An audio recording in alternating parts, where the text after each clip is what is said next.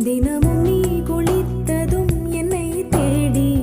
என் சேலை நுனியாலும் தலை துடைப்பாயே அது கவிதை திரு